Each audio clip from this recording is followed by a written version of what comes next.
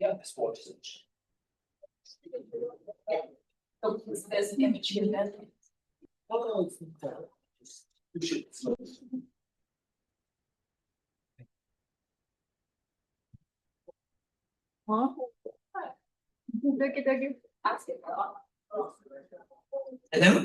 Hello.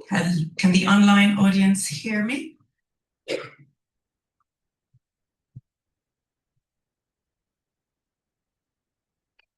Great. Okay.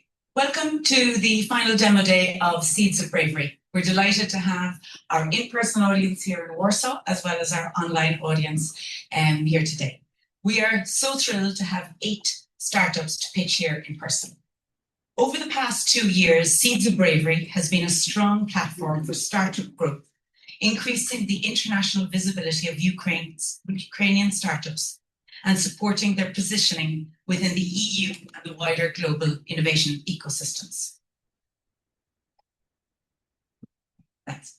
Alongside a dedicated consortium of 17 partners to associated partners, we have spent the last 2 years turning these ambitions into tangible results.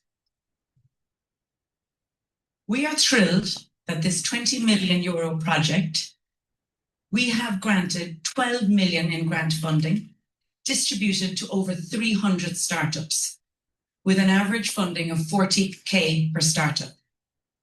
And it's fantastic to be able to say that to date, 12 million has been raised by startups in private investment. Today, we are delighted to be joined by Michel Scheffer, President of the European Innovation Council. Thank you for joining us. Now, I'm going to hand over to my colleague, partner, Maria Zimnas from PMP. Thank you. So, as you might know, we've been running demo days for the past 2 years now, and we did want to mention a certain amount of numbers here. As Fiona mentioned, we've worked on these demo days with many partners from the program and so many startups. As you can see, we've had 290 pitches happen during these demo days in the past 2 years, with almost 1K of attendees, both joining online live, watching the videos that are getting posted on YouTube.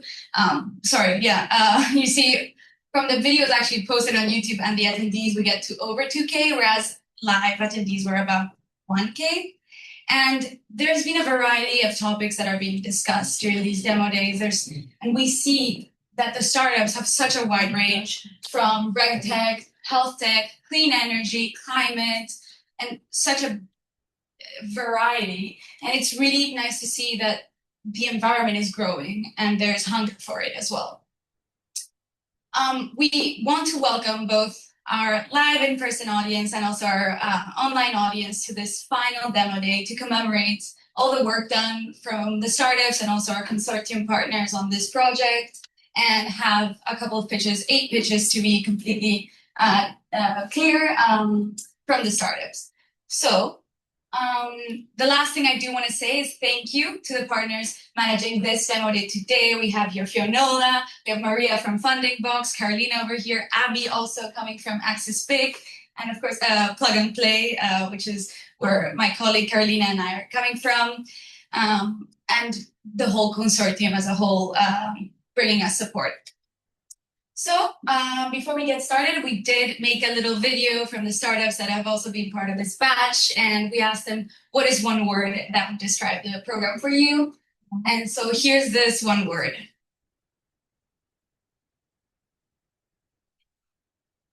Seeds of Bravery, in one word, is an opportunity. Execution. Great boost. Help. Growth. Support. Catalyst.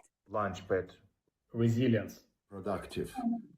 Seeds of Bravery in one word is an opportunity. Helper. A door opener. Growth. Acceleration. Chance. Ignition. Acceleration. Empowerment. Help. Seeds of Bravery in one word is growth. That's pretty sweet, I would say. I think it's quite touching to see all the faces of the people that have been part of the program. Maybe now they're not here with us to attend in person due to all the issues that are happening, but at least they're here with us virtually. And to get started, today we have a fantastic jury with us that is going to be grading and looking into our pitches that we're all going to be listening to. They're going to be grading the startups and the pitches based on a certain amount of criteria, and then these startups will be nominated or actually graded. And one startup will receive the best pitch, and the other one is going to receive the most investable company award. So we have here our little jury, our fantastic jury. We have Anastasia coming from Plug and Play, Yadek coming from Revenue Capital, Ina coming from Lux Innovation, and Peter coming from Accelerates. So thank you for being here today. So let's get started. This is our agenda for today. Of course, we ran a little bit over due to some photos that we were taking, but it's all going to be fine. So we have 8 startups pitching. Startups get 3 minutes to pitch, and we have about 5 minutes for Q&A coming from the jury only.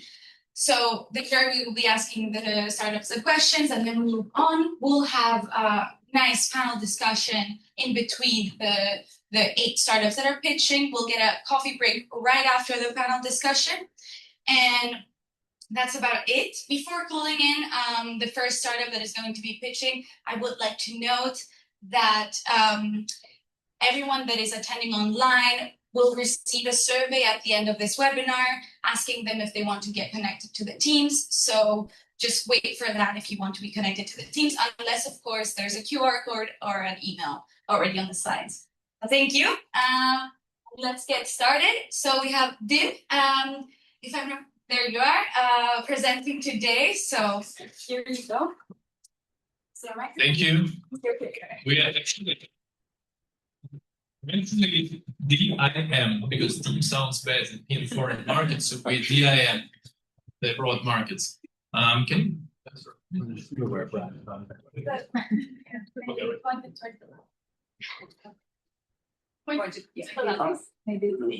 So we DIM, which is for distributed infrastructure monitoring. What we do essentially is that we install a bunch of smart sensors into facility of buildings of various type, and we pull this data and streamline it to mobile and web dashboards. The underlying problem that we're resolving is that infrastructure without visibility becomes a liability. Data lives in silos, decisions depend on people, problems are discovered too late, and manual control does not scale. So we implemented our custom hardware with a bunch of sensors that we install in facilities and mobile and web dashboards for monitoring. So the workflow is quite simple. First comes data collection, then monitoring happens using these mobile and web tools. Alarm is triggered when the anomaly is detected, and maintenance and repair when the administrator knows where exactly problem happened. Our business model is subscription-based, software as a service plus hardware as a service. Our core subscription costs €200 per month per facility. It includes hardware, sensors, cloud, maintenance, and custom adds just €10 per extra sensor installed in the facility. Our total addressable market consists of 4 main sectors: industrial and warehouses, cold chain and retail, building automation, and military storages. Our core business vertical is European building automation, and our entry niche is underserved legacy and mid-market infrastructure that is estimated about 5 billion annually. And our goal is to capture about 1% of the underserved market in the next 10 years, and it translated to roughly 50 million in annual recurring revenue. So Ukrainians are basically good at, well-known in building cheap solutions that are scalable and that are reliable. That's exactly our competitive advantage. We're literally 10x cheaper than most of our competitors, and we deploy our sensors fast within just 1 business day to get installed. Our founding team, we combine infrastructure expertise in facility management. We have experience in building scalable software, domestic market access in Ukraine, and vast experience in dealing with startups. So we are currently looking for seed funding, ideally smart capital from investors who can accelerate our accession towards the EU market. And we are looking for regional distributors and industry partners across Europe. I appreciate your attention and would love to hear your questions.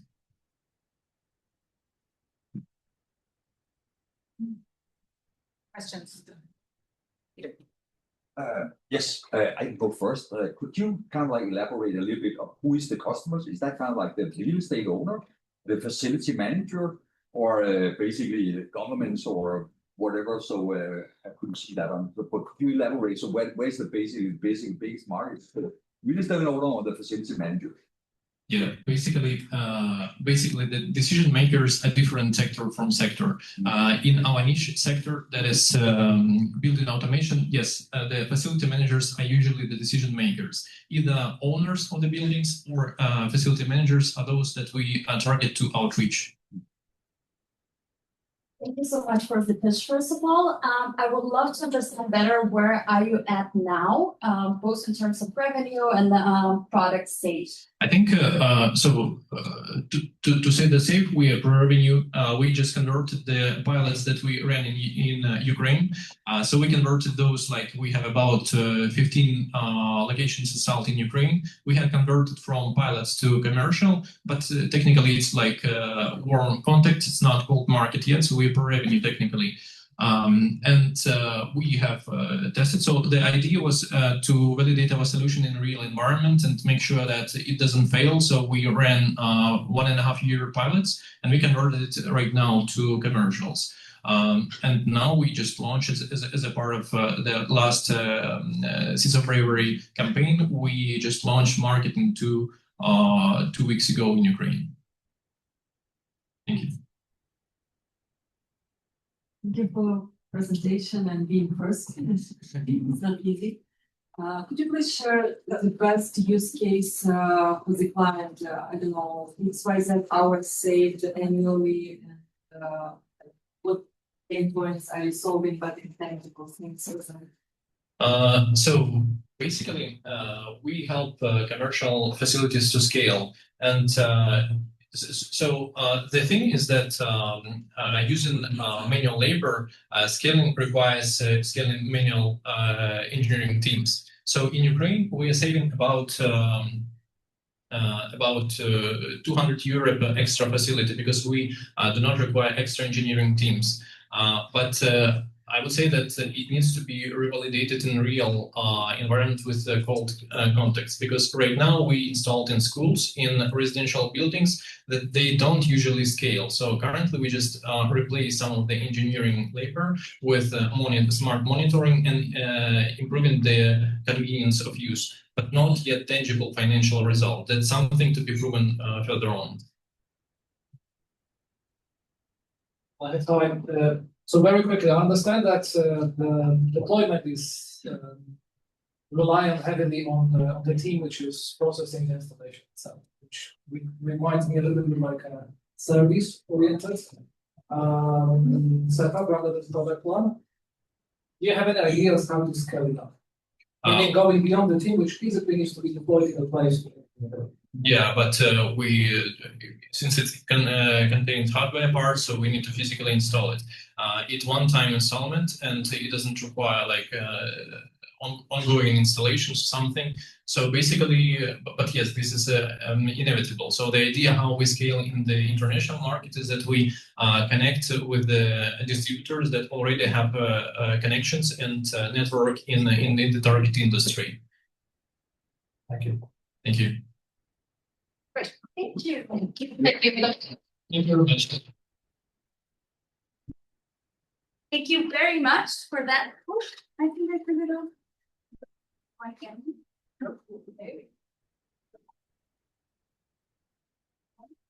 Oh yeah, that somebody stood. Okay, are we back? Yes. 1 second, technical issues. Someone accidentally stepped on the Camera is good. Yeah. Yeah, it's on. Yeah, are we back? Yeah. Is the camera back? Yeah, it was all on. Okay, we're all learning here today. So let me skip over these slides. DIM, thank you for pitching and starting off really, really strong. So let's get started on the second pitch. We have In Tempo with us today. So come on over. In Tempo. Yes. Alina? Perfect.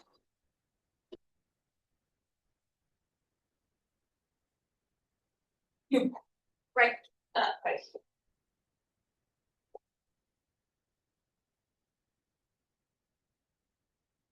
Hi, my name is Alina Hodyuk. I'm the CEO of Intempo, Music as a Therapy for Everyone. Did you know that almost 1 billion is suffering from anxiety right now? And more than 90% of young people prefer self-care when stressed because of the cost, stigma, and embarrassment. More than 70% of young people listen to the music daily to cope with stress, and I'm actually one of them. As an aspiring architect, I have faced with anxiety, and refocusing to music was the only option that helped, and I created Intempo. Intempo is a rhythmic musical app where you tap it along the rhythm of the preferred musical tracks. When onboarding, you are taking a test on your current level of stress and picking your preferred music genres. Then you could estimate your mental state at any moment of time, and Intempo will offer you a personalized rhythmic musical game to synchronize your heartbeat and your breathing with the rhythm of the musical track. So the digital healthcare market for our app is only growing with CAGR of 22%. Our target paid customers are young people from Germany, Sweden, and the UK as countries with high digital health and streaming services adoption. Intempo is a B2C subscription-based app with a free trial period and 2 main tiers available. We are an affordable, personalized lifestyle app that you could use on the go. We're using only real music tracks, and eventually you're finding like-minded people through their music. Our go-to-market strategy is based on the partnerships with the major players in the AI and musical markets, with the extensive media coverage and outreach to the musical influencers that support mental health. Music therapy in Intempo works with the rhythms of our body to help to reduce stress, and currently we're conducting a neuroscientific study about that. The whole project has started as an idea for the international Japanese contest powered by Lexus. And since then, we have developed our first test version. We have received more than 14 awards for the idea. And in 2024, we had a pilot with the Social Center for War Veterans. And after that, we decided to pivot to the second version in 2025. And just a month ago, we have received we won actually an international music competition for the startups in London. We're planning to reach our first 12K paid users in 2026 with a creative social media marketing, and to reach it even faster and to extend our team to finalize the research and develop a musical AI agent. We're seeking 500K. Intempo is a team of true talents. The tech part of the team had experience with their own startups. The business part was the previous ventures. I am personally an AI influencer, and also we have a medical psychologist on board. We are already utilizing machine learning and developing an AI musical agent. Our next goals are statistics, community, and output on smartwatch. And I'm already using Intempo to keep myself afloat. And let's talk about it. Thank you.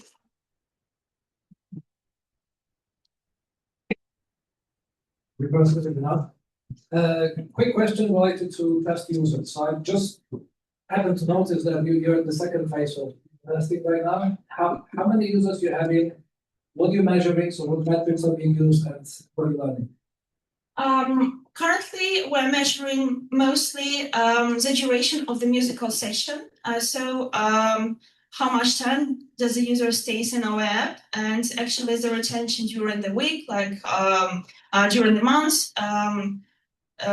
Currently, we're measuring this. Also, as far as I mentioned before, we are going into the testing with neurotherapists. It means we're measuring also how soon the heart rate and the breathing will synchronize with the rhythm of the tracks, and which tracks are performing better in terms of the synchronization. So this is our goal right now. Are your goals aligned enough? So does it mean that, well, There's like a stickiness. Users keep coming back. They keep spending enough time, in the app. Yes. Expected. That's basically how close you are to the success when it comes to. Actually, sorry to interrupt.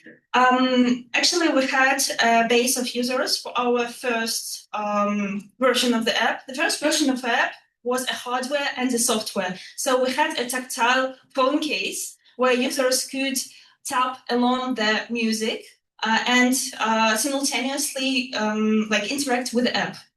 And we took most of the users from this first version to the second version, to the testing. Okay, sorry, I guess I. Thank you. Yeah, thank you for the presentation. Maybe one question: are there any kind of network effect in the app that basically can help you in increasing the distribution, so you don't have to go from one customer to one customer? Have you thought about that?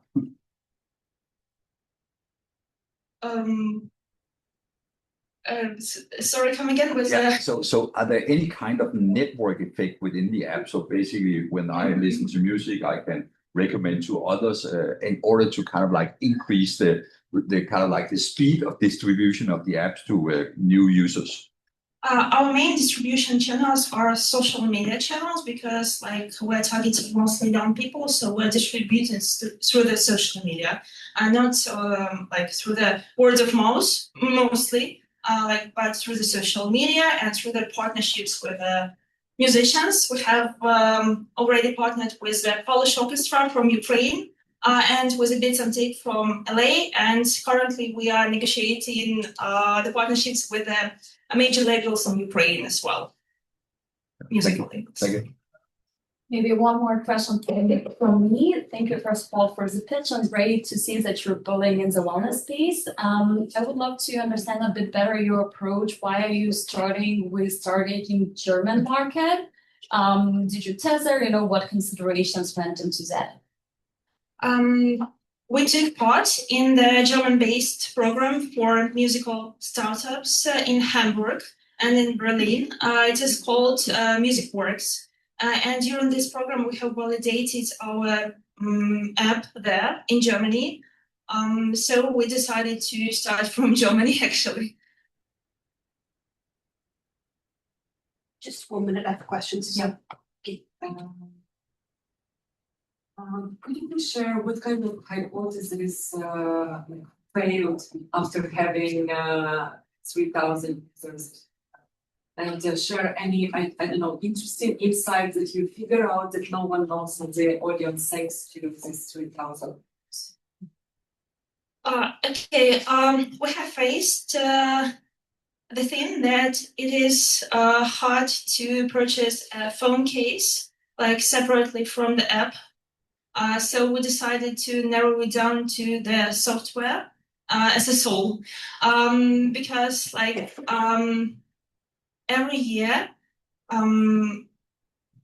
different types of cases, different types of phones are launching, and they have, let's say, the cameras in this angle or on the center, so it's hard to distribute those cases. So we decided to take down the cases generally.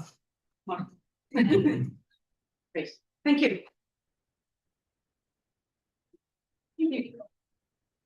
Perfect. Thank you for the presentation. Now we'll be heading Inputsoft. Anastasia here is going to present her pitch. So let's.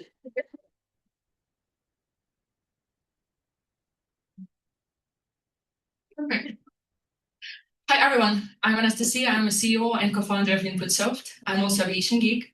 I'm an aerospace engineer, and I've been working in civil aviation industry for my entire career for the last 11 years. My two co-founders also come from aviation, and together we share over 30 years of experience. So we've seen the chaos from inside out, and we built a company to fix it. And here what's broken. Ground operations at airports still rely on gut feeling, phone calls, and spreadsheets. And the result is wasted resources, outdated workflows, and blind management without any real-time visibility. And this is costing airports, airlines, and ground handlers millions every year. So at InputSoft, we decided, okay, it's time to change that. Our platform is built specifically for the management and dispatchers at the airports, and we also have iOS Android app for the employees. So in our application, we can plan, track, and manage every resource, check-in agent, bus driver, truck, automatically based on the real-time flight load. And the longer the client uses a platform, the smarter it gets, because our optimization algorithm and optimization agent learns from every interaction and every operation. All of that is fed into our analytical module. So basically, you can spot the bottlenecks and tackle the problems even before they happen. And this is not the theory. We already have clients. We already, for example, during our pilot with the EAG, one of the biggest airlines groups in the world, we achieved 70% time reduction in planning, and we saved 4,700 work hours in 2 months, which is the 10,000 euros in payroll. The market is massive with 3.3 billion TAM, but also we are targeting 72 million serviceable slides in the next 5 years of operation. Our competitors, and by the way, the main one is Excel, but our competitors is focusing basically on some segments, while we are the only one who have everything in one platform. We are also cloud agnostic. We are multi-stational. We use our optimization algorithm in the backend with quick implementation and really results from the day one. We use scalable SaaS revenue models, so we have one-time implementation fee and a monthly support fee, which scale with the number of flights and modules. Of course, the company is built by amazing aviation experts and also IT experts. For example, our Valentin CTO, he started his career in aviation with the exact same legacy system as we are targeting right now. And also, I'm really proud to say that we are part of the Amadeus startup universe, also EAG Innovations, which means that we are already part of the conversations within the biggest airlines group and providers in the world. And yeah, here right now we are fundraising to the 1.5 million seed round. 500K is already committed. So basically, we are looking for the lead investor to help us grow, scale, and to change the aviation platforms. And here's the last sneak peek about our roadmap, which was already validated with our pilot clients, that we will introduce the weather-based delay prediction into our real-time model. And also we introduced the AI agent for managers and dispatchers to help them save time for the things that matters, not just for the routine works. And yeah, aviation is going digital. We want to be part of it. If you want to be part of it as well, find me and talk to me. Thank you. Oh.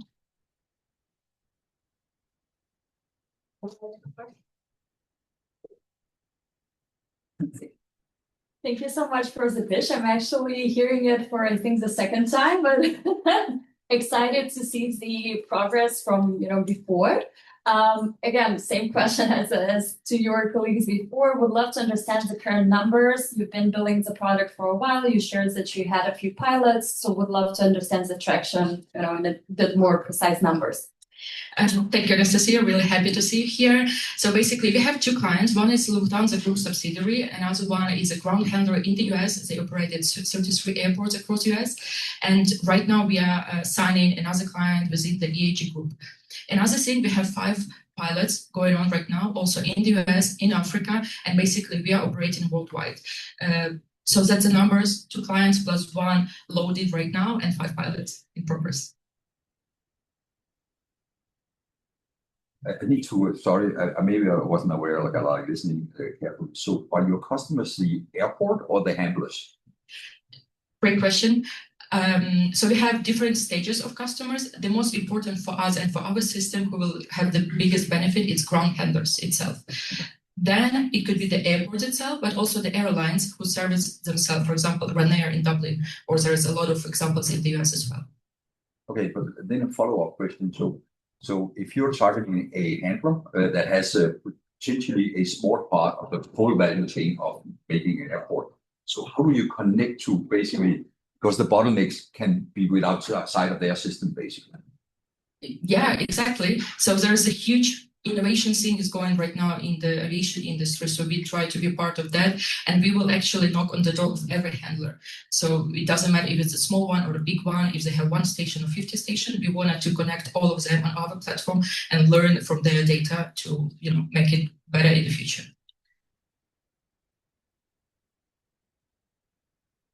Could you please tell about competitors? Who is the closest one? We think that our biggest competitors on the market is Inform Aviation right there and up part. So it's a German company who've been on the market 40 years. It's a super legacy system, but because they've been the monopolist on the market for so long, it's really hard, to kick them out of the market.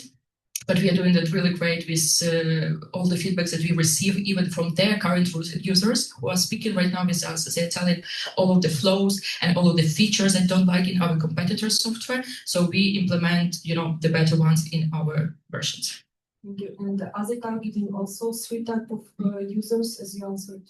Yeah, no, they're really big. They're also targeting not only aviation, but automotive and logistic industry, which is our goal as well. But I mean, in aviation, there are also airport, airlines, and yeah, exactly. Also, it's not only airports, ground handlers, and airlines. There's any third-party provider at the airport, fueling, catering, anyone who provided their services on the ground at the airport could be our user. Next time. Oh, go ahead. Quickly then. In terms of integration with other systems, so I'm saying like ERP, for instance, which I understand wouldn't be replaced, but what you don't rather somehow enriched, or basically the decision based on the users would be smarter. How does integration looks like? Are you like providing any APIs? And I suppose that yes. So what's the integration cost basically? Because usually the biggest blocker is that the costs exceeds the gains, and for that it's very difficult to kind of convert especially large business. Yeah, you're actually really right. So we do provide the API connection. So if there is any kind of software already existing in the organization and they give us the access, we can connect automatically. Also, we had this saying, we understand that it's a legacy industry. So at every step in the system, you can upload or export data in Excel file. So that's also really helping to, start the pilot really quick with no additional integrations. And in terms of when you say it's like additional resources from our side as well. So sometimes 2-3 integrations is included in the price, and everything above we charge additionally for any. Thank you. Thank you so much. Thank you all. Perfect. Thank you so much for the pitch and also for the questions. We'll be heading to our next pitch. This one. Cases. So Anatoly here has arrived. Here you go. Thank you. Was quite a trip. I've been in London this morning and got to a completely different country or brand embassy. Really nice to see you. Okay, let's start. So Cases is a platform where creatives learn, work, and get hired. And our platform is focused mainly on creative industry, meaning design, marketing, copywriting, social media, etc. Now, the key commodity of creative industries are people. And we have this paradox in which, on the one hand, you have like 70% of young people who are desperately trying to start their career. And on the other hand, we have like 9 of 10 employers who are trying to hire people, but some why we still have this weird statistics. Now, why this is happening? While we have a lot of great platforms for education, such as Coursera, Udemy, Skillshare, Domestika, etc., and we have a lot of platforms for hiring, they're disjointed, they disconnected. I often explain that education, when people creating courses, often consider it like content development. So they are basically consider themselves content providers. Now, the problem is that people just don't see it that way when they are going to educational courses. For them, it's a career opportunity. But most of the education providers have no direct interface for the labor market. And that is why you have a lot of graduates who are just standing there. I often say about that in a kind of a metaphor where you have a fabric that provides a lot of people and throwing them into the sea. And that's the problem. Now, how to solve that problem? To solve that problem, we need to understand that the labor market basically is a continuation of educational market. So educational market basically exists to create professionals. And some ways it's like in which I'm showing that cases connect this absent. But basically what we do, we create the platform that connects education and labor market together into single interface. The monetization model is simple. So we have B2B2C SaaS platform in which we have content providers, those who are educators. We have talents who are joining the platform and to go all the way from educating to finding the job. And we also have businesses, basically employers, who can hire people from the market. So the ecosystem is now like a flywheel. While people going to the content providers who create courses and using the platform as a marketplace, we have businesses who benefit from those courses, and content providers don't have to think about that because basically we provide an ecosystem that already solves the issue.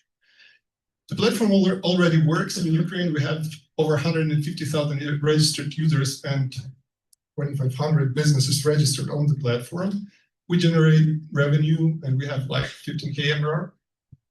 And that's not all the revenue we have just on MRR. And we've gone all the way from 2022 today, and we grew 7 and 5 times despite the war, because in Ukraine, well, the market isn't actually the one you should have huge expectations of right now. And that's basically where we are heading at this moment. We are going to expand the platform to new markets, specifically to the Eastern Europe and to the UK. Saying we, I mean our team with whom we work together for a long, long time. We've met together before. We've created cases, and personally, I was invested in creative industries as a part of the market and also as an educator. And Sergey is our chief technology officer, and Valeria is our amazing chief marketing officer who actually got us where we are. We are looking for around from 500 to 750K for an expansion. So basically what we are looking for a budget to, sorry, for expansion. Thank you, and I'm happy to answer it.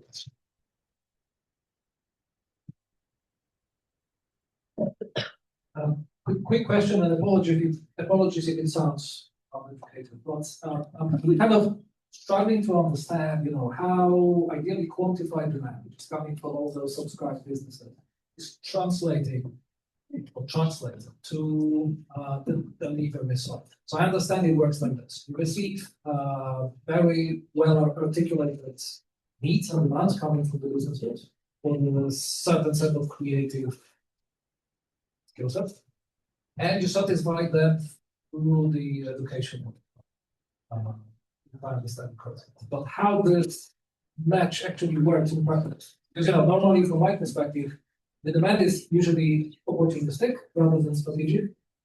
So you have to satisfy right here, right now, rather than pre-planning career time next coming months. So that's why I'm a little bit struggling to understand, how you kind of beat all those things.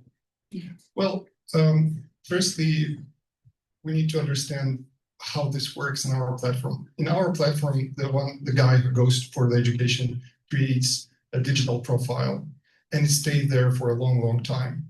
That means that basically we are turning classical CVs into digital profiles, similar way LinkedIn does. So when you start your education, you're basically creating your digital profile and you're staying in the platform forever. And that means that the point when you're an employer looking for a graduate, we already have a database of thousands of graduates, and via vector databases, we are just looking for proper people in the database among graduates. And what you can do on the platform as a student, you can not only master, basics, you can also upskill, because that's basically what we do now. We have this continuing education throughout our lives. That means more we operate, more education providers are there, more qualified people are in the platform, because the skills instruments, everything adds to their profile. So in other words, you're disclosing the learning curve. Yeah. Okay. And also, I'm a great believer in the market. So basically, when market needs someone who knows AI, someone creates courses about AI, etc. So this is how it works. Could you please say what is the main metric for corporate side that you track, and how often you track, and it's the same for critical side? I mean, what's in the Yeah, we have three main stakeholders in the platform: employers, students, and content providers. Employers, for them, of course, obviously, is the number of... No, not for them. What you are tracking and how often? That's exactly what we are tracking. If you want to do something people like, you should track what they need. So we track how many answers people got on their job offerings. For example, how many... what is the average number of answers on the job application, for example, and how relevant it is, and how many people got a job after the education. So we're probably saying that basically we created an ecosystem in which people can go all the way from education to hiring. And that's what we track on the business side. And that's what makes it effective for the business, because we need recurring revenue from their side as well. So they need to hire efficiently for us. So you mentioned three metrics for one type of client, right? For business, it is the number of answers to the vacancies and the quality of the leads on the vacancies. For students, it's basically a relevance of the courses and also interest from employers. For content providers, is a number of students on their courses and the relevance. But basically, it's often up to them how good their content is. Okay, we're out of time. Yes, great. Thank you. Good question. So, Very much. Sorry. Kind of that last question. So before moving actually onto the next part, I would like to say a big round of applause for the first 4 companies that picked. So now we'll be moving into our panel section. Right. So they're setting up already. So it's going to be led by Larry here, and I'm going to let the panel members introduce themselves thoroughly, of course. So we have Anna, Jarek, Ina, and Peter with us today. Stay tuned, sit down for the panel, and right after we're done with that, we're going to move on for a short coffee break before we go on towards the next pitches. So I'll allow you to take your seats. I'll give you a second. Yeah, if you want to give it to Anna for the moment. That's great. Thank you so much. Good afternoon, everybody. It's wonderful to be here this afternoon in person, which is a real pleasure. This has been such a wonderful project to be involved in. An awful lot of it done online for necessary reasons. It's so wonderful to be here in person today. And well done on the pitches as well. It's not easy to deliver a pitch in a proposition in 3 minutes, but I've been outstanding pitches so far. And thank you so much to our panel. You've been working really hard today. Peter's been on a panel this morning already. Now he's judging. Now he's on another panel. So lots of value being got from our panel members here today. So what we want to do today is just take a little bit of a break from the pitching, but give the audience of startups a little bit of insight into how investors think, especially when we're screening companies for the first time. So what are we thinking about? What are we looking for? But maybe to kick off, Anna, you might introduce yourself and your organization, please. Sure, thank you. Thank you for the invitation. Really was great to listen to the pitches.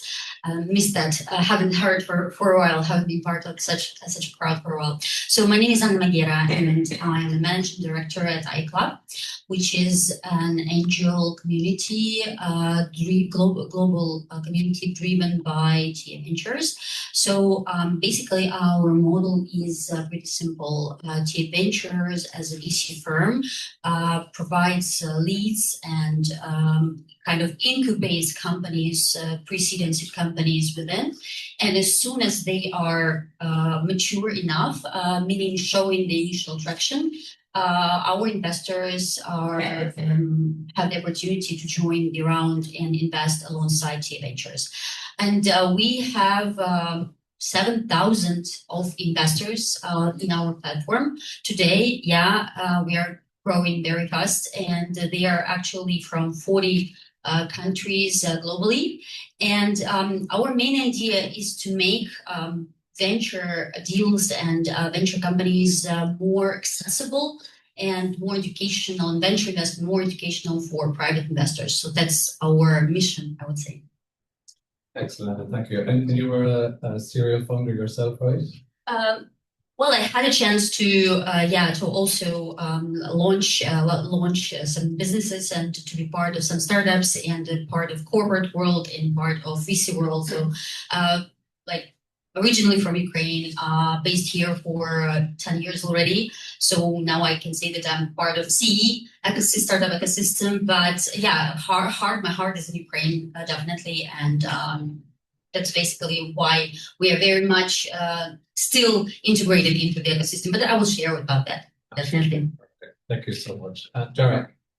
Hi, so I'm Jarek. And I usually struggle when I have to introduce myself, to be honest.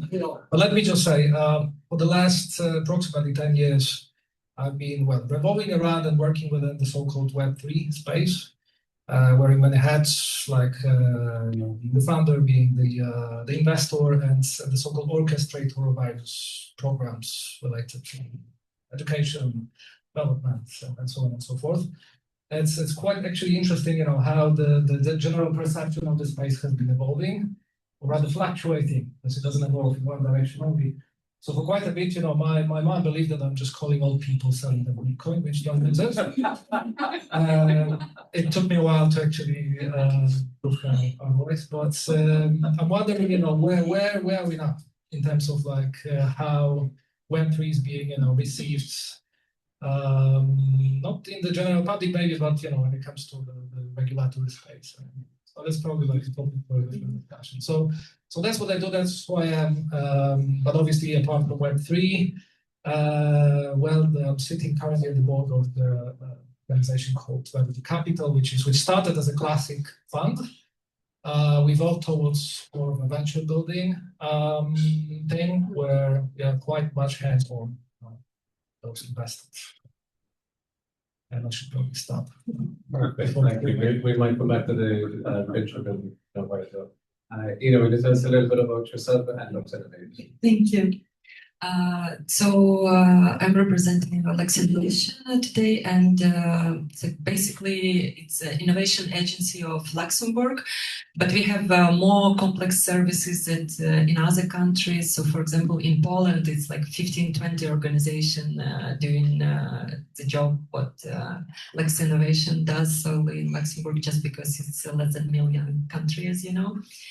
And we have acceleration programs, both for pre-seed and also for more scale-ups. And in first one we give grants, and then second one we help to get private funding, so we can and we screen lots of companies. And of course, also as innovation agency, we participate in different European projects like Seeds of Bravery. So I can share this experience, both how if you apply for grants, what can be the difference when you apply for private money. And back then I also had experience being an entrepreneur, invest by myself, and working in investment banking. So today, thanks to Lori, I can share like 360 also a little bit dimension about how to get funds. Excellent, thank you. And Peter, a bit about yourself and several. Yes, so I'm Peter. My colleague called me the grumpy old guy. So I'm basically archetype of a venture capitalist in Europe. So white male, mid-50s. Sorry for that. Trying to desperately change that. So yes, we run accelerators, basically an early stage fund, focusing in on what we call pre-traction first-time founders. So all the way down where risks are high, uncertainty is big, and so forth. I've done that for the last 17 years, so it is on our, I can't remember, third or fourth fund, done 250 investments or something like that. And doing that, you actually become a on-board guy. I was actually a startup founder myself, and running around telling why investors were stupid. And unfortunately, someone gave me a pot of money and said, "Show you can invest them better than we can." So wasn't planned to end up in venture capital, but now here I am.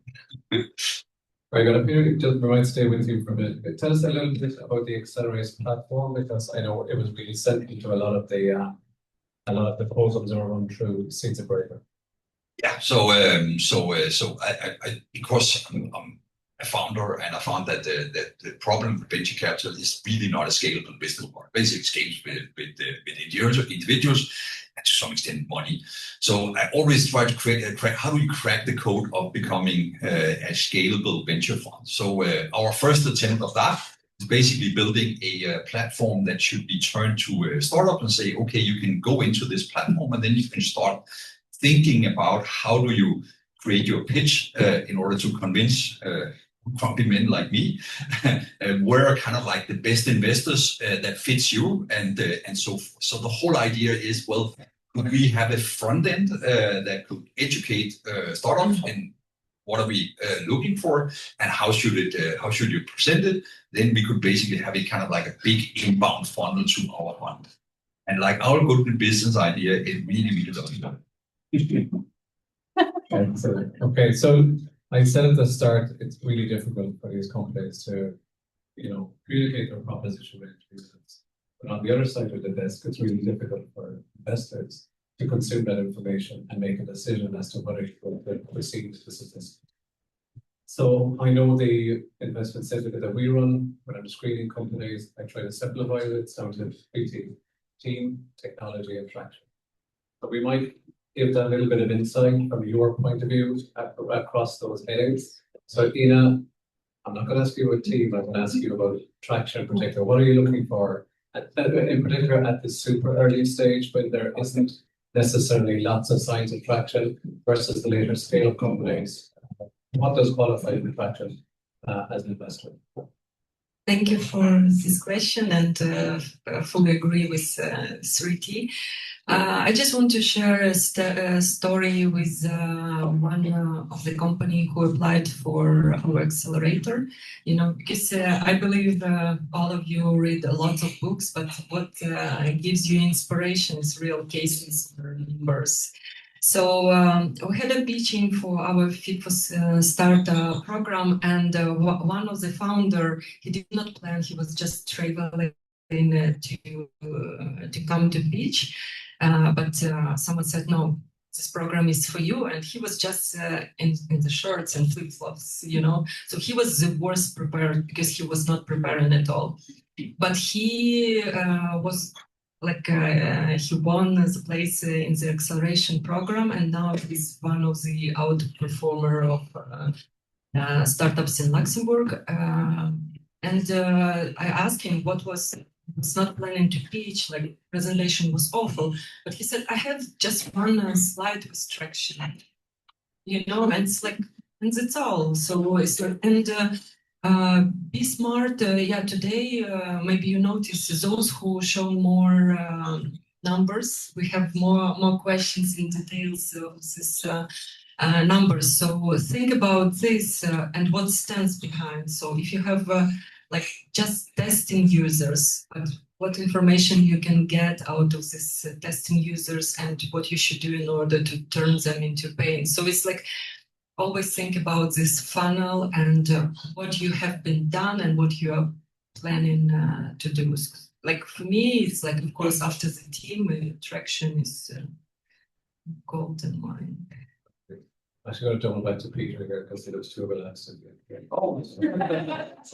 So Peter, just back again, super early stage, incubation. Yes. You're looking at a team. Talk to me about team. What are you looking for? What are the positive signs? What's the red flags that turn you off team? Yeah. But my problem is that we actually do not look at teams.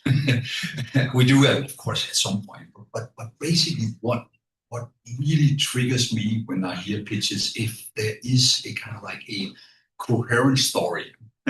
So, and the story usually has kind of like three elements. It has kind of what I call a past, it has a present, and it has a future.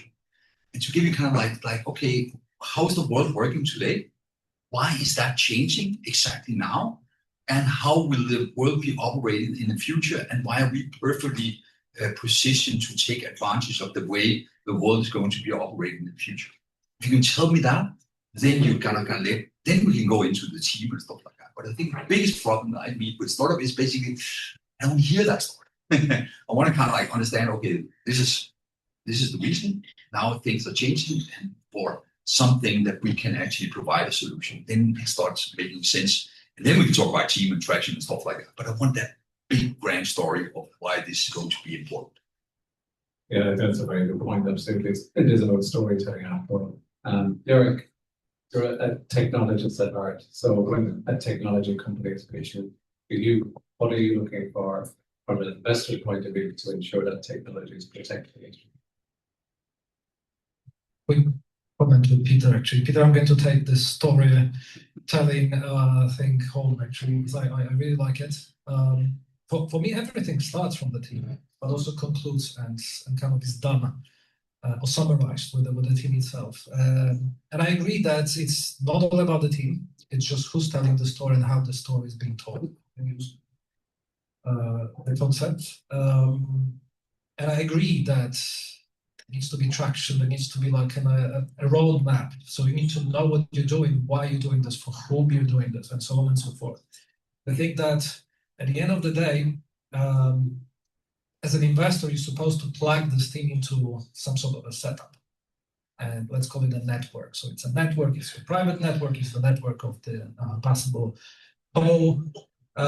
investors, perhaps partners, perhaps clients, and so on and so forth. So in order to be properly connected or plugged in, you have to be compatible. And I think this compatibility very much resonates with me and the idea how I understand the team and the team dynamics and what the team represents, because this is absolutely fundamental. So obviously with this, it comes for the lack of definition, I mean, something like sleekness. So the team needs to be sleek, adaptable, smart, and in the areas like Web3, I think it's absolutely essential because, you know, the narration is changing so fast. The market dynamics is changing so fast. It's taking you for the crazy ride. So obviously not everyone is having guts, you know, to kind of live through this or survive it. So team is absolutely essential when it comes to closing the deal. But I agree that it's not just about the team. It's about, you know, everything, the packaging. So, you know, what team actually delivers, what is capable to deliver, and so on.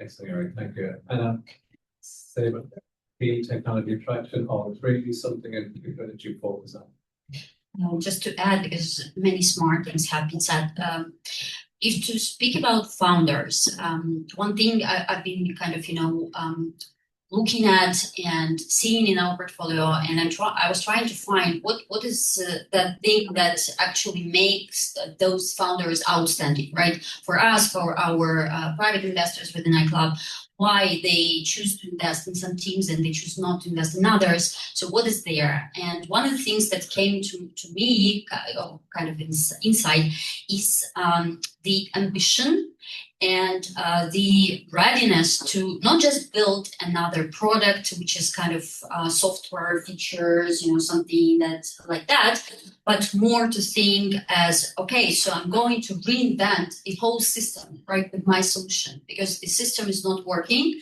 or it's working the wrong way, and it's not solving the problem that is really existing and is huge, and people are suffering, or there's a huge demand, right? And it's not to be solved just by a feature. And today we see that AI can kind of do that job for us already, or AI agents, they can optimize, they can automate and do all that stuff. But the founders that really will still be outstanding and won't be those that get financing and get the deals closed, I believe, are those who are reinventing the whole systems. And they are not, it was rightfully said that not everybody is ready for that. That's a huge kind of responsibility. And we see that some founders, they just kind of, they chicken out, and thanks God if it's early, right? Not so fun when it's already a lot of investment there. But some are not just made for that, and it's really very hard work. But those who are able, and they can take that responsibility, and I think those founders are actually those who will be successful, will be supported by investors, by the ecosystem, and they will find their way to building the great product in the future, etc. Absolutely, that's great points. Thanks very much, Anna. Jörg, I might come back to you a little bit again about the fact that you're a serial entrepreneur yourself. So it's okay to say that there's been some good success, right? But there's been some failures too. Okay. So what has that taught you? Is it learn more from the failures or from the successes? Or what do you tell the entrepreneurs that are here in person or online about that journey towards success? Well, to be frank, more failures than success. Just to make it straight. Okay, that's obviously a big question. What your failures necessarily are supposed to teach you? And if I had to pick up one thing, it's how you approach the so-called opportunity cost. So is what you're currently doing and how you're doing this and how it comes across, is it really the best way you can utilize your time and utilize the money, whoever gives you the money? So are you growing fast enough? Are you delivering enough value? Is the market basically performing the way how you predicted? And so on and so forth. So that are the questions, which, at least from my perspective, even if you can probably honestly tell yourself, well, I have a bad feeling about this. I mean, something is not really right. I'm growing too slow. I'm struggling fundraising and so on and so forth. It's a bit like with a relationship.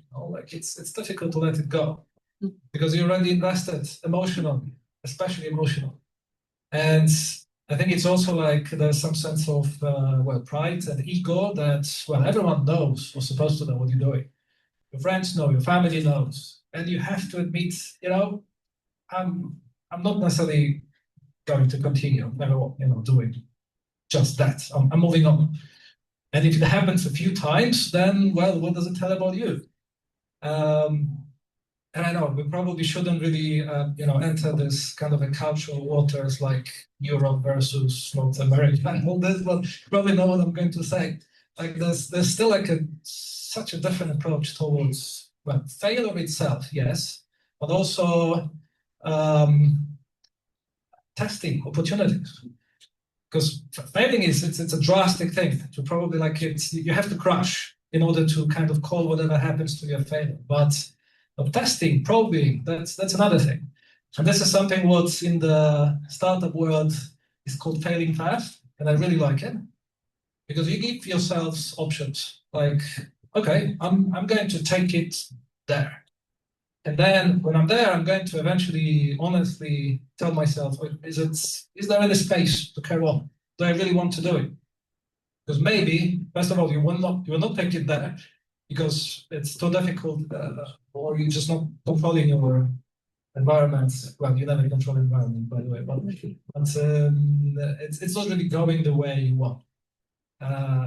And then there is time to, again, honestly tell yourself, okay, I'm going to let it go. I'm going to invest my time into something else because it's going to be tough for everyone, not just myself. Everyone who's going to be there with me as well. It's going to be the team. They're going to be investors, partners, clients. First clients would have to be dropped left behind, and so on and so forth. So yes, very, very vast topic, but yeah, two cents. Yeah, no, that's great. Thank you. Just on Peter's kind of thinking of telling a story, talking about the past, present, and looking towards the future. In terms of investment, where are we at in Europe at the moment? In terms of investment availability, where on that curve are we, and what are you seeing at the moment in terms of LP availability and appetite, etc.? Oh, yeah, that's a good question. At least it's my feeling where we are at. So basically, early stage, there is still a lot of early stage funding available for some. I generally, at least we see a lot of competitors outbidding us for our deals and stuff like that. So I still think it's not easy, but it's doable to raise funding up to $1 million. And then, of course, going from Seeds and then it becomes harder. I don't think it's a matter of lack of capital. I actually think it's a combination of lack of progress with the startups. So kind of like really, really focus on that part. And then it's a lack of a sufficient amount of investors and managers who understand risk and can actually handle those types of investments into deep tech and different types of levels. So I still think that we are missing funds that can do the scale of capital. I don't think that we miss a ton of funds for the early stage. If we are lagging someone or something down there, it is probably more specialized funds going into different types of verticals and understanding one trauma. So that's great for a wider European view. As part of the Seeds of Bravery project, we did an investor literacy program. And some of the follow-up to that, or during that investor literacy program, and his colleague put together some interesting data on Ukraine and the investment ecosystem in Ukraine. Back in 2021, it peaked at 832 million investment of VC investment into companies. Obviously, it crashed in 22 after the war, down to 250 million. That continued for 23, a really strong bounce back in 24, 25. So back up to 450, 500 million of VC investment into companies. So that feels like that's good. That's rebounding. That's going into defense tech, obviously. We're seeing a huge increase in angels. So there's a 25% increase in active angel investors on an annual basis from 23 to 24 and 25. And good deals at Series A, but also good deals at Series C and D, and some unicorns developing, which is showing a healthy pipeline. So that's what the data is telling us. What does it feel like? Is that matched up by what you're feeling?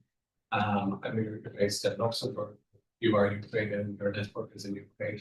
Does that marry up with what you're hearing on the ground? Definitely growth is good. I mean, in general, in numbers, but like the numbers, like in comparison to other countries, is so low. You know, there is like with UK, I even like can't imagine it's like a drop in the water. So that is why it's growing. But yeah, the target should be bigger. Like from my side, again, based on personal experience. Regarding business angels, like my friends who never were investing, even into shares or whatever, like they became big business angels. So like it's definitely something shifting in minds. And second, like I did not see what's inside of these investments. I mean, into which industries, but I think it's mainly because of it's my hypothesis due to defense.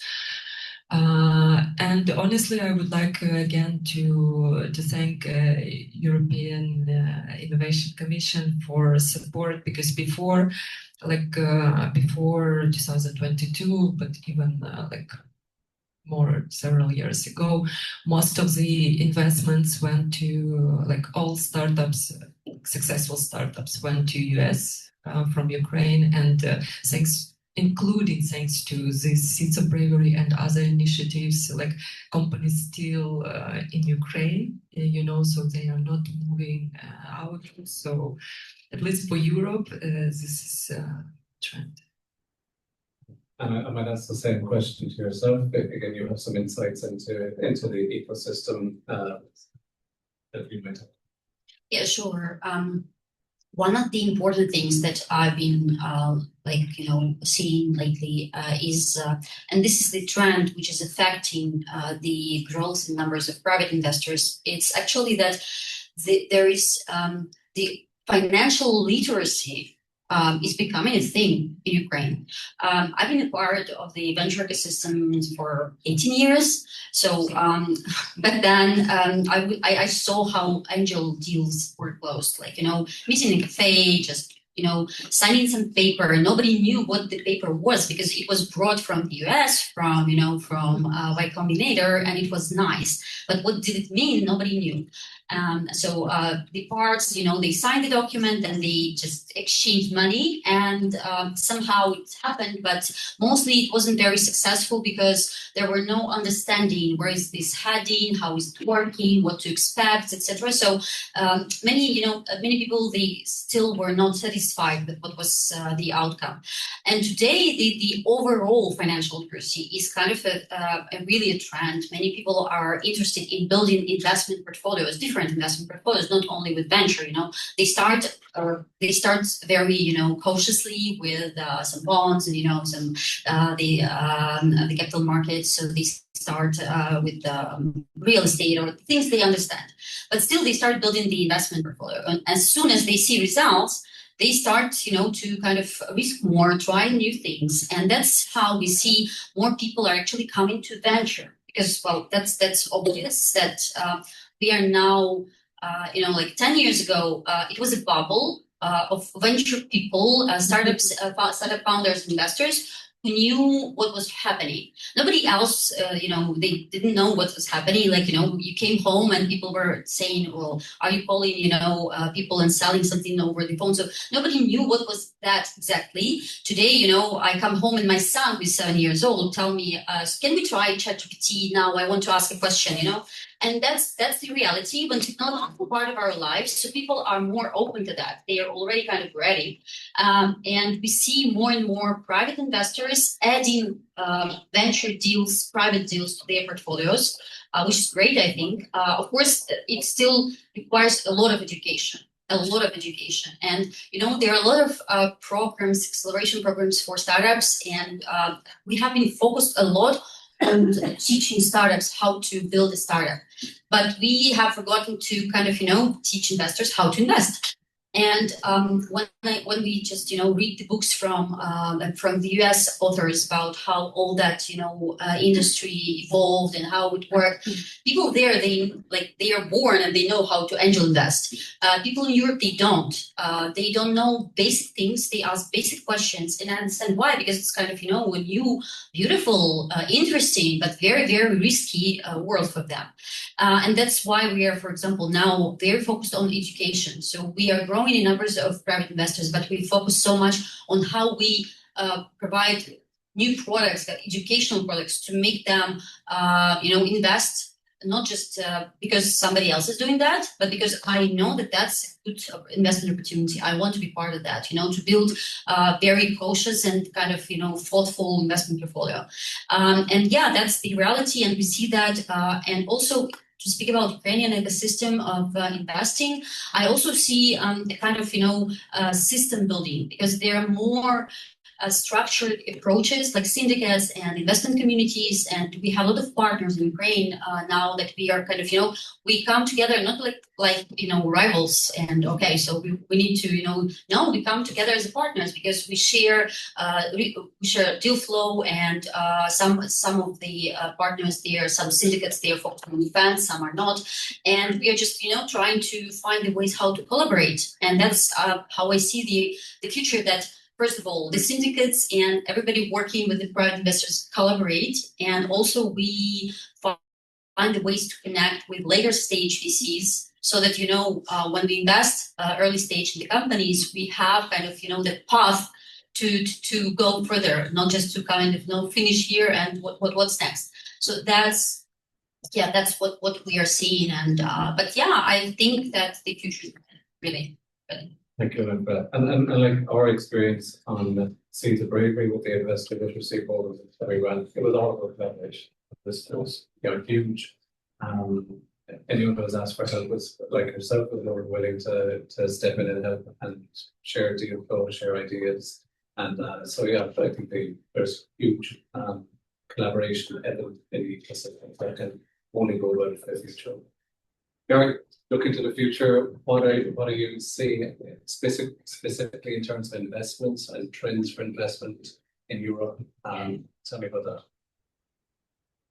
I'm going to relate to Peter again. Looks like I'm obsessed. But you said something interesting, that early stage funding is widely accessible, and I think it's correct. Question is how well it's going to match to what's currently happening in terms of the SAS destruction, which is probably pretty eminent and sort of proven by what's been happening since at least early this year. So my guesstimation, probably more guessing than estimation, to be honest, is that first of all, it's becoming cheaper and cheaper to prove the so-called product market fit. So this is very much something what, well, if not already proven when the first seed investor is being approached, then definitely the big chunk of money invested early goes against proving something. So if you have this product market fit proven, then what's the next stage? The next stage is like to build a scalable model, which is supposed to be put in place and proven that, yes, it can actually scale, as the name says. So if going there will be possible to be done with less and less funds, then okay, so where does it leave us, the VCs, when it comes to picking opportunities and where this opportunity specifically should be picked up?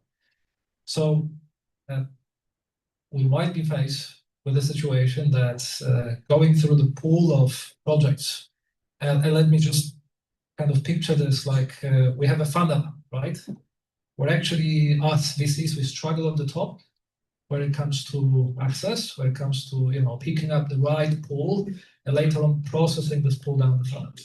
So there's a lot of this quantitative work, so to speak, to be done, where the analysts are put in place, supposed to evaluate the TAM, so the total available market, and quantify the market and how well the startup is positioned to exploit this market, and so on and so forth. So lots of research kind of work, which, well, possibly, hopefully, will be more and more automated. So again, going down the funnel will be faster, cheaper, more accessible, and so on.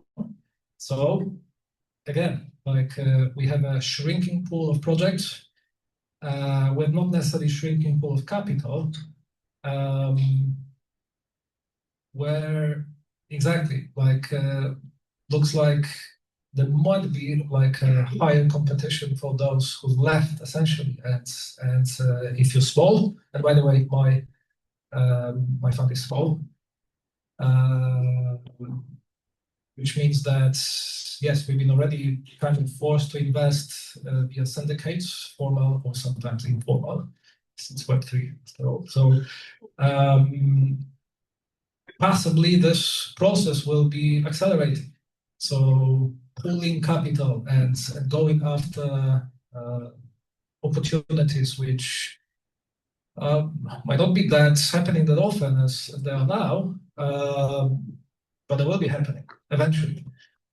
So I think long story short, there's quite the change which I think will happen on the VC side, where certain processes will be optimized, which means that speed of decision making will be accelerated, but not necessarily. It will not necessarily translate into larger injections of capital to the market itself, because we might simply see a shrinking pool of investable projects, which could possibly or effectively utilize this market. That's really interesting. What's your views on that in terms of where you see investment opportunities developing over the next number of years? So I would like to adapt that you said go to market, it's cheaper and faster, but I also would remind to our founders that MVP is faster and cheaper. So basically, if you are doing MVP more than 3 days or 1 month, something is wrong. And use this opportunity. And regarding investments, again, also similar to Seeds of Bravery initiative, there is in Europe another one, ESE Scaling Club initiative, and also it's it has 120 the most promising scale-ups in Europe, and one of the company who are in space and also hardware, they were raising funds in alternative funds, who take decision much faster and and their portfolio focus is another one. But honestly, I would recommend also to explore not only classical VCs or business investors, but have a look to new funds. Maybe they're meeting more to your needs. I don't know, like Revolut team created one fund and etc. And in each country, it's always a new fund. And I was surprised that even for the hardware space company, funding were like tens of millions euros. So it's not like a small amount of money. So I was surprised that these alternative funds can really do such kind of investments. And again, in order to be in trends, talk with other founders who already raised. It's the first source, not first, but one of the top sources which you can get about the trends where you should go ask for money. Perfect, thank you. And Peter, we'll give the last word to you on this. Maybe in terms of your own funds model and plan for the future, how do you see that changing? Oh, that's a good question. I really think it's going to change rapidly in the coming years. And the first reason has basically nothing to do with technology, but I really believe that European venture has to grow up. and what I mean about that is that we have now, as fund managers, kind of like made promises for 50 years and basically not delivered on terms of returns. So funds.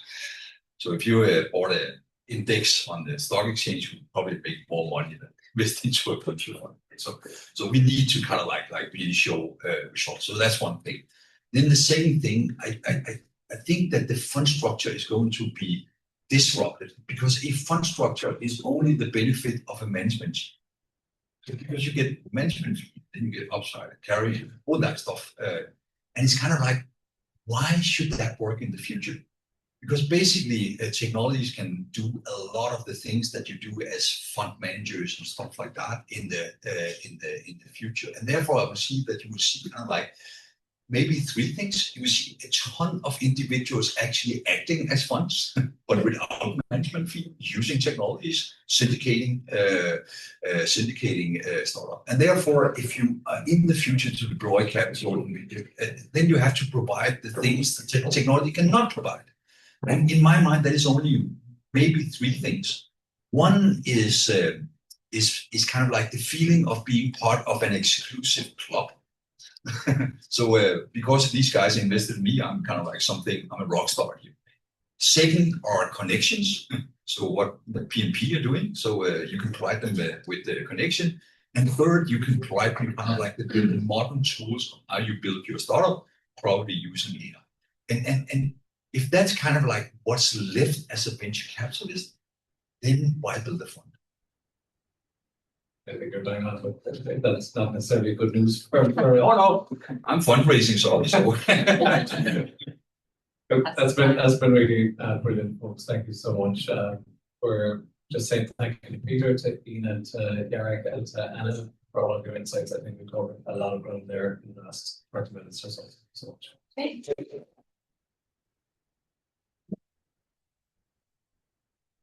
Switch it off. Yeah, we'll be heading for a nice little coffee break and we'll be done. We'll come back here at 4:15 if I'm not mistaken. So yeah, feel free to grab a coffee and we'll be back in 15 minutes. Hello.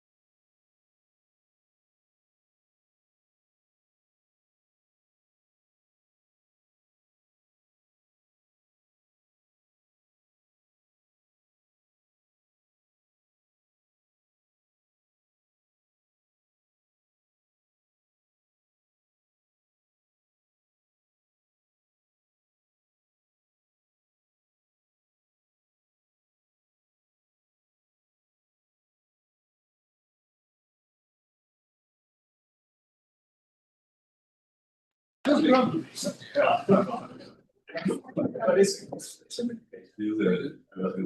you ever saw the Muppet Show, so this was the guys that sits in the background.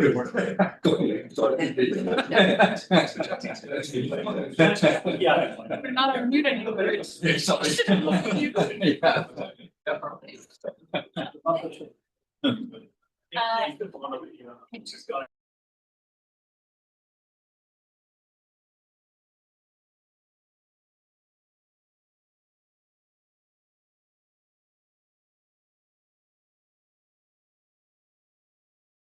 We will do like perfect.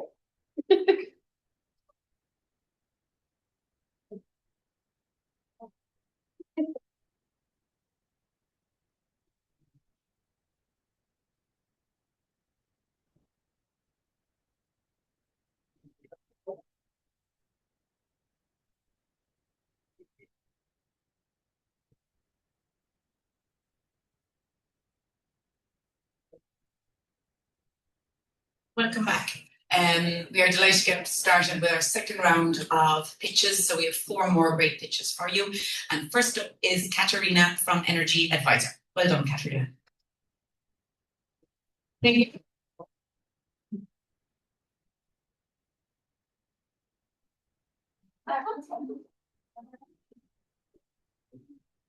Good night. Energy is the backbone for our resilience. Why do then 80% of all commercial buildings overuse and overpay for electricity? Even this beautiful venue we're in, is it one of them? And they save hundreds of bahts and thousands of euros every month? Well, that's for you to decide. Sorry. Advisor is AI-first powered solution that transforms building networks into energy-efficient ecosystem. Energy consumption has become a real data mess. And with all in the building, you can have different systems, ventilations, heatings, all working separately without any insight into incidents or ESG reporting, and no time and no possibilities for real-time decision-making. Advisor makes power consumption transparent and manageable. It consists of hardware and software that controls the equipment and the cloud infrastructure that is actually there for predictive analytics and even more cognitive decision-making.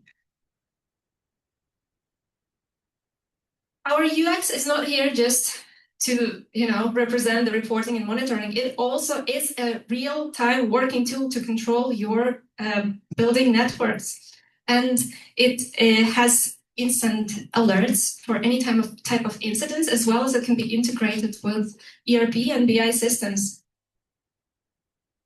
When we have implemented our solution into more than 200 sites now in both Ukraine and Poland, we have realized that there is enormous potential there because we were able to save up to 35% on consumption of energy. And for the newly built, we were able to get an increase of the return on investment up to 25%.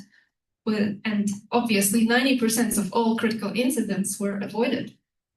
So within the next 3 years, we plan to bring our solution into European market of building energy management systems, which we estimate around 150 million.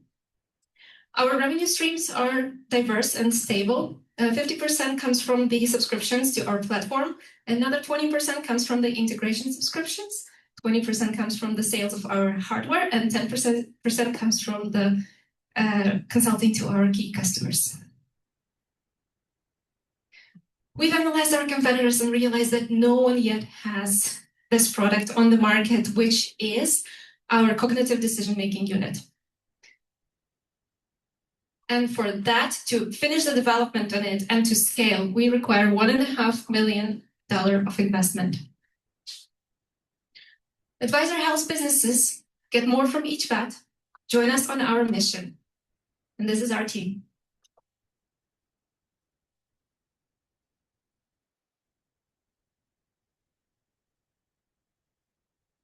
Thank you. Thank you for the presentation. Could you please share thanks to which action has your clients save 65%. What did they do? Yes, so of course, 35 up to 35% saving is some real money, I understand.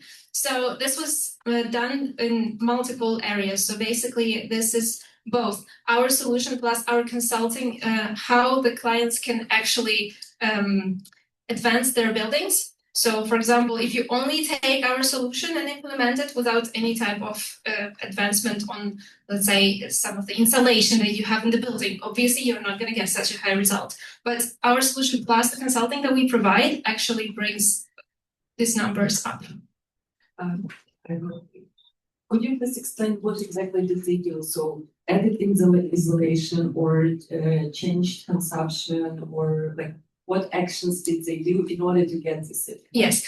So start with the analysis of the building, right? What type of infrastructure that is. But there's also how should I put it? And there's also the suggestive. So basically, there is a recommendation that we provide based on their size and their, like, let's say, the age of the refrigerators, what type of energy sources they're using, whether it's alternative energy or whether it's the normal energy sources, and how it is combined together, and when is the best time to source from which part of the energy. So of which source? Sorry. So that is. I think that's the main goal here, is how to optimize using both like the physical reconstruction sometimes, but also the advice that you can receive from this tool. I can jump in quickly. How does consulting or advisory element is plugged into what we've seen here? Data collection, essentially. So if I understand the model right, like you have a sensor-rich environment within which you collect all this evidence of the data. Based on the data, you are providing consulting service. Exactly. Is the consulting service automated, or is it a bottleneck of your kind of a scale-up? Yeah. So at the moment, we have developed models, which are AI models, which are automated scripts that can give the consultancy based on the size of the object, the type of their equipment, etc. When you said that we are putting our basically hardware controllers on the customer equipment, as well as we can integrate their controllers into our ecosystem, and based on this data that they collect and based also of our recommendation from our model, this is how we can derive conclusions. And at the moment, we're giving the conclusions to the customer and they decide what they want to implement. But we're working towards actually making it automated when we have this tool also controlling the environment and networks, not just giving the advice. That's the reason we're here.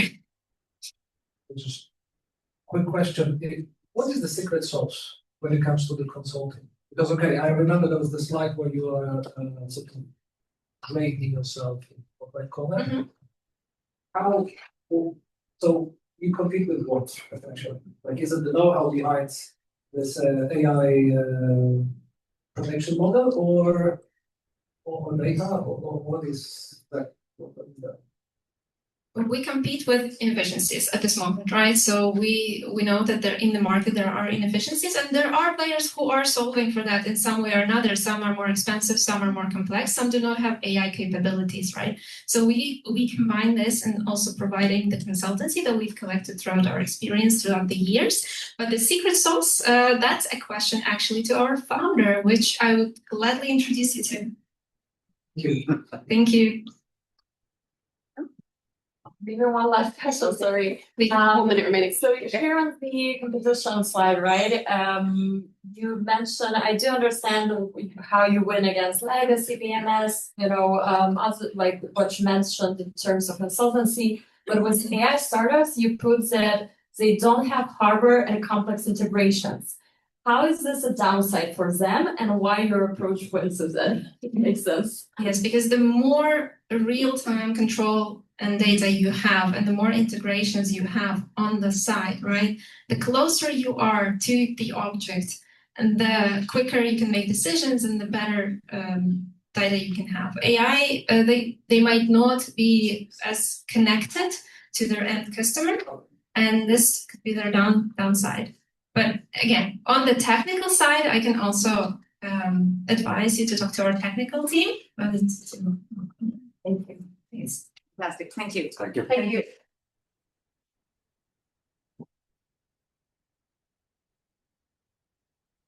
Now, delighted to introduce Alina from Sirocco.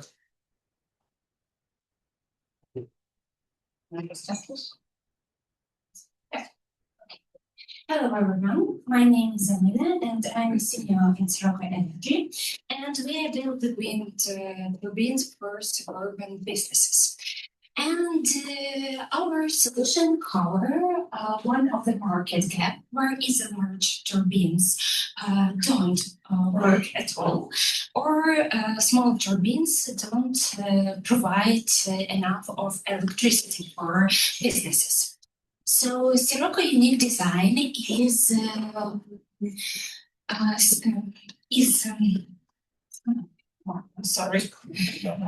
Sirocco's unique design is help Sirocco unique turbines especially designed for lower wind speeds, and it is silent, it is cheaper in logistic and safe for birds.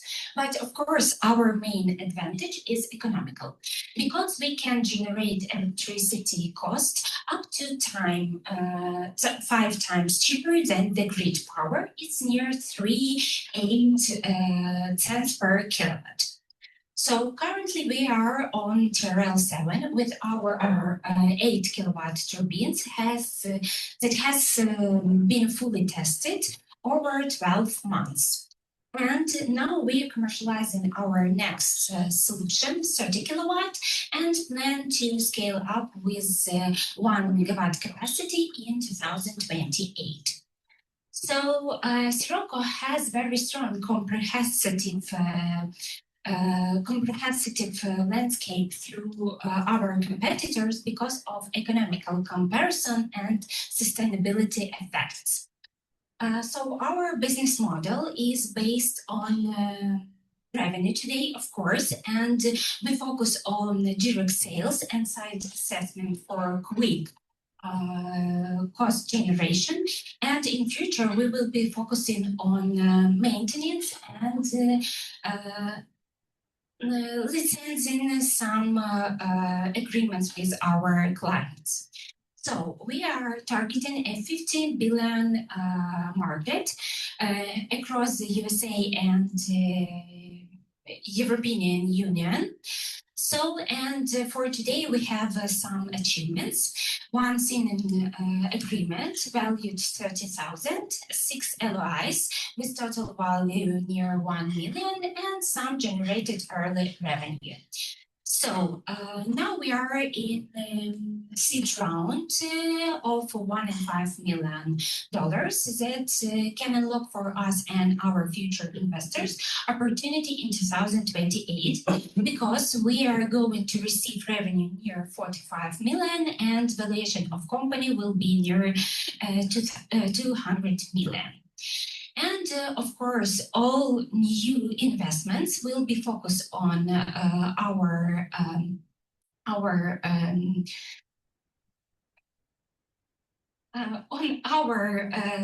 pilot projects and productions. And these amazing moments will be supported by our team and our main supplier, Holy Spirit, who does the R&D for Boeing company. So that's all from my side. Thank you for attention. Sorry for my nervous. It's my first experience.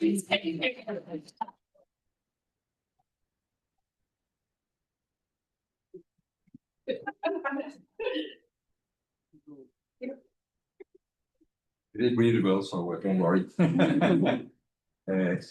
have a little bit of a technical question, so just let me know if it's hard to answer. Because kind of like in traditional wind turbines, there is a close relationship between the size and the basically the efficiency of the wind turbine. Is that similar in your case? So basically, the larger you get, the more efficient it becomes? No. It's a little bit another design it, and it looks like innovative wind turbines. And I know that its question can be today, and we have a special video of our 8 kilowatt turbines that show you better how it really works. Okay. So it's not AI video; it's real our pilot for 8 kilowatts. It's located in Kyiv region. Thank you. Thank you. Thank you so much for the pitch, and it was a great one. Congrats on the first, great try. I would love to understand a bit more about the team because, of course, it's hybrid, it's quite technical and innovative product. So, would like to understand where the idea came from, and what is the team to back it up. So to be honest, the idea came from our co-founder, Alexander Primak. He previously had an experience in these huge wind turbines at some Ukrainian company, and Taras Vatani. So there was the first who started our startup. Thank you. Then a bit of an additional question on the business model. So as I understand, you sell kind of like hardware, so wind turbines.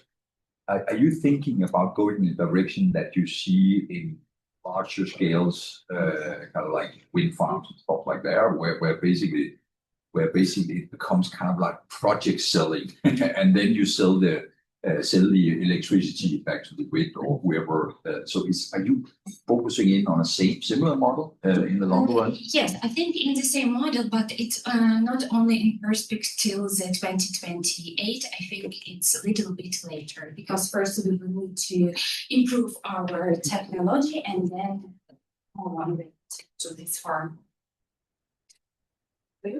Yeah. I just would like to give feedback. It's a hardware company about innovation, and I don't see head of product for R&D. It's like all important people, head of marketing, and finance, and engineering team. It's just a different. Yes, it's very good feedback. Thank you very much. But our product is our CTO, Alexander Primak, so now it's look like that. But I understand what you're talking about. Thank you. Great. Okay, we're done. Thank you.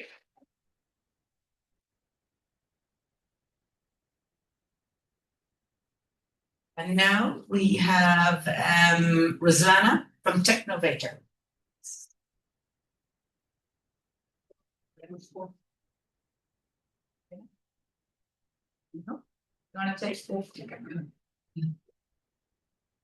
Hi everyone.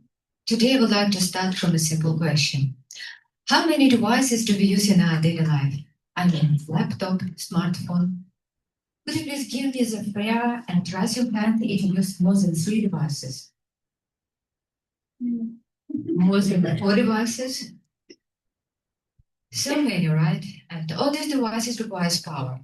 But what are the existing charging technologies available on the market? They are almost wired and pseudo-wires. And they are both inefficient, they generate heat, electromagnetic radiation, and they have distance limitation. And actually, what if I say that you will get freedom from cables? You can freely use your devices while they are charging.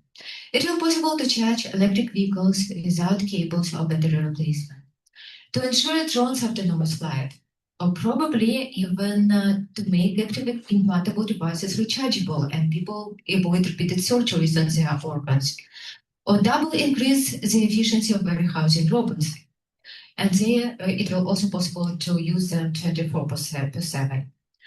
So, and actually, all these things possible to do without quantum charging technology. And here we have the demonstrator. My colleague will support me with the demonstration. The unit part is transmitter and receiver, and transmitter can take energy from any energy source, convert energy in its own medium, forming a weak informational signal and sending such a signal to the receiver. And the receiver is able to reconstruct this energy. Behind of this explanation, we have a strong scientific approach based on Casimir-Miró effect. The technology is able to charge low, medium, and high power devices simultaneously at a distance with high efficiency. Actually, and we have also the very high level of scalability of the technology. The market is really huge, and we are planning to cover all segments step by step. So our business model is B2B, and we are planning to start pilot projects and then sell license of the technology. We already integrated technology into several use cases, successfully accomplished collaborative projects. We are a team of 3 inventors, and we know each other for more than 20 years, and we have a strong business, technical, and science expertise. Till now, we attract and used more than 2 million euro, and we currently are looking for 3 million funds to ensure a collaborative project with global companies. We are already in negotiation stage and also with several companies on the POC, and we are planning to contact another one on the later stage. If you're interested in our project or you know who could be interested in our project, please contact me afterwards.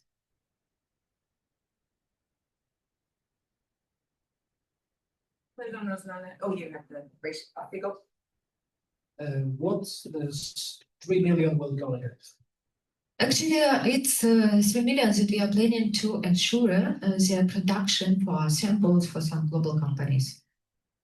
And also to support such some R&D project as well. So you already have like established relationship with those possible.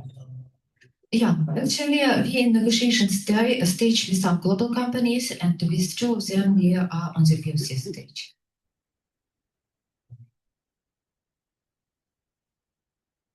What is the efficiency loss when you go from wired charging to unwired charging? Yeah, if you talk about the efficiency between transmitter and receiver, we have confirmed efficiency more than 95%, exactly 97.3%. Okay, so basically similar to a cable. Yeah.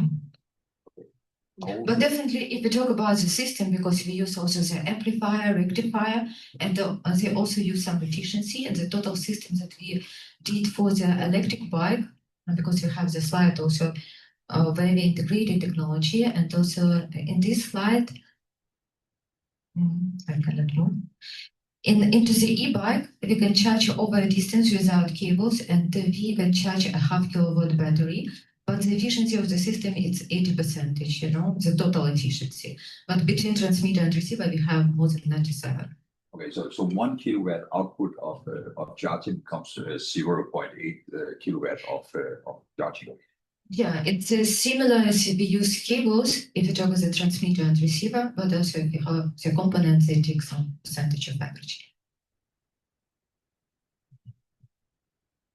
And where do you want to start? So basically, this can be used, as you say, for electrical vehicle and stuff like that. So what is kind of like what is the first applications for you? Is that kind of like mobile devices or? Actually, you know that every device that uses cable or battery is our potential partner. You know, because if you talk about the consumer electronics, or we can talk about the robots, but definitely much easiest I can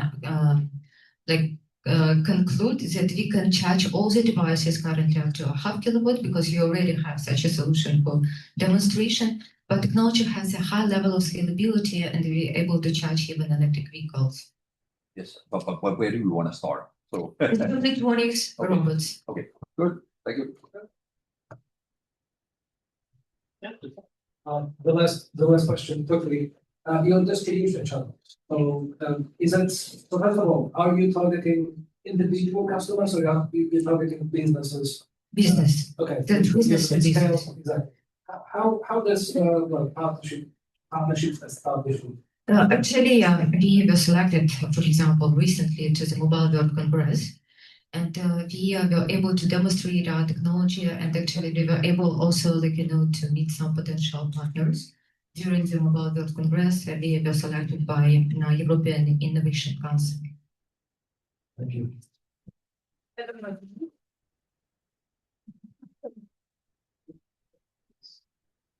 Now, finally, we have Yuri from Trojan. Trojan, yeah. You just get to your slides. Here we go. And Yuri, finally, it's been a long wait today, but we're delighted to have you with us today. So there you go. Okay, just give me that. Okay, thank you. Hello, everyone. My name is Yuri, I'm the founder of Trojan System, and today we're going to talk about I know lean masters like defense, so we about food defense, honestly, because we keep facilities pest free, food safe, and chemical laws, and it's really important, and we keep it compliance high. So there's the big problems in the pest control industry. People still using like the same methods as 100 years ago. They're using like manual traps, manual bait stations with toxic bait, but the time goes and there's companies who's providing new stuff, and we're one of them. We're helping to save 70% of time on the pest control because people still doing this. They just go to the site and they're taking this 300 traps, they do this like squats, open, look at that, cleaning, and then go around. And most of the traps is empty. And also there is a blind spot between visits, so they can leave some trap, not check them as well, as people do, it's pretty hard to find a pretty good employee. And also the market is go front, and we have a related side clampdown in UK and European Union. So it's restricted to use like prevention toxic baits. And people just also should to look like all these 300 bait stations and see there was some activity or not, there was the snails or that was other activity. And as we see, that's a big labor wall because, it's not so prestige profession also. And people not like to do this kind of job, honestly. And as you see, burn rate goes down and pest control service technicians also not so ready to hire. We have existing smart equipment, but it's pretty costly, and the companies not like to decrease its prices because the technology is pretty costly, and they're not ready to make it lower. And we did the solution. That's a bait module. Those can track exactly what amount of the bait was eaten. Step sensors. So we do retrofitting of existing devices because most of the customers, they are not ready, as we did R&D, they are not ready to change the device to the smart device, but they're ready to upgrade their device. Also, we did multi-catch trap. Those can be kicked and do our other stuff as it goes around, but like always in the different warehouses and in the food industry. And how those can work in the very hard to reach facilities, for example, in the basements where most of the devices not work. And the people have to do the same job manually or using Bluetooth, and they still have to drive, spend money for fuel to check this. So individual AI technicians will help to understand what's going on the side. You can communicate with him and ask, like, for example, how many attempts, alerts, or something was on site. Market is huge, and as I said, 90% of the pest control companies still using them as existed manual traps. And it's 1 million of devices. For example, one warehouse can take like from 300 to 500 devices at the site, or even more, depends on the what facility is it. And we see the market is like 2.4 billion in total, but we are right now focusing on the obtainable market in UK is 15 to 30 millions. We're working by another model because as we've seen, most of the customers, they're not ready to jump straight to the point and not work with you. So we did subscription as a service and device as a service subscription point, so they can sign a contract and pay just month by month as they provide the service. Right now, we're raising like 700,000 pounds. It's like close to $1 million. It's also for operations like Runway and the production as well, because we want to produce 6.5 thousand units this year. We have already customers. We have right now 10 letter of intent. It's already design partnership. So we provide for the companies our devices. They check in this, using this, give us feedback. It's 22-page NDA, honestly, so it's pretty hard to read them. And it's big companies like I spend like 50 tax in the company. It's a lot, honestly, because most of the companies they just read. And our mode is retrofit friendly because we are on not only one, but one of the little companies also do retrofit friendly. We do retrofit of devices, reliable connectivity through the sites, techno noise, false alerts. We fix that as well. And on the market, 24 companies, the 4 biggest one. And our company consists from the guys from, friends, from 15 years in pest control. My partner also, Anton Kids, from the business perspective from pest control, gold hardware technician and sales marketing team. Fantastic. Thank you, Mike. Okay. Ask a good question. Okay, so what are the most substantial obstacles when it comes to selling facilities, and how do you address them? Okay, so I did more than 1,000 calls already in the UK. And we just found there is not honestly big obstacles. All what you need is just to meet the people personally, and we can do that through the past axles will be soon in the, for example, on 18, 19. So we can generate lead there and just do the sales. From other side, and just real meetings, bringing more value to close the customer, let's say, than just the calls. But I closed 10 design partnerships from the calls. I didn't see that people. Have you consider being kind of like end-to-end solution for a business? So basically take over. Sorry. Yeah. So as I understand, you kind of like supply technology and an infrastructure and an AI model and stuff like that. Have you considered kind of like just we take over the full control of hazardous animal in a building instead of being sub-supplier? Yeah, we can do that. Okay. And we have right now. Yeah. So the thing is, it's about responsible people and they're great, strong partner on the country when you want to work with. And we for sure can do that. We have right now communication with, I can say just like who, where, and how, but we have right now strong communication and agreement about the pest control provider with pest control providers. So it's about rollout. So it's like a fund, you can buy the pest control company, we provide our technology, and we can increase EBITDA and ROI and all of this like numbers with the same amount of the technicians. But in the case of like white label companies, those will be onboarded because it's much better because they already have the market customer and all of this. Yeah, I get that, but I think kind of like what I'm looking for is that this is a low margin business. So pest control is basically low margin, right?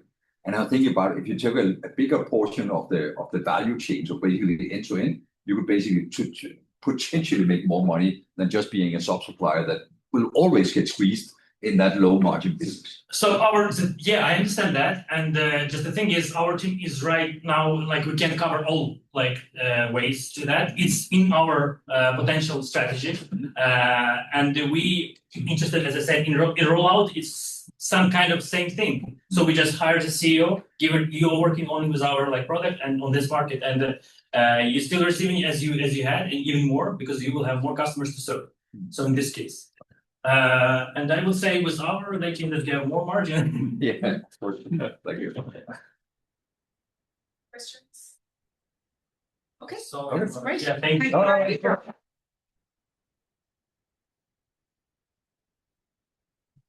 Fantastic. We're just going to collect the final scores, but in the meantime, we have another lovely video to show you.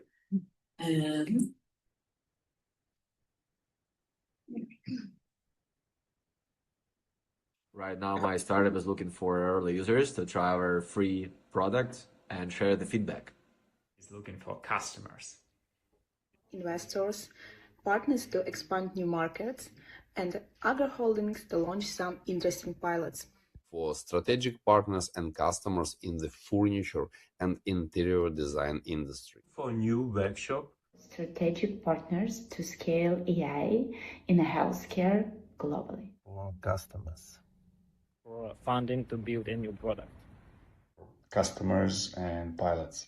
Right now, my startup looking for new partnership and new clients in European market. price partnership, and new customers. For heads, directors, VPs of e-commerce. For customers, partnerships, and funding. For clinical partners to advance the further progress of our AI solution for early breast cancer risk detection. For distribution partners, retail chains, and funding to scale across the EU. For clients. For investments and strategic partnerships for scaling. And for the partnership and funding. Compliance providers and fintechs among our clients. For funding. Now my startup is looking for new customers, engineering talent, and visibility. Fantastic. So give us two. There we go. So we're just going to complete the votes. So just don't move. Because once you lose it all again, we won't get you back. So we're just finishing the votes, and we will present the awards for best pitch and most investable company. So give us 2 minutes.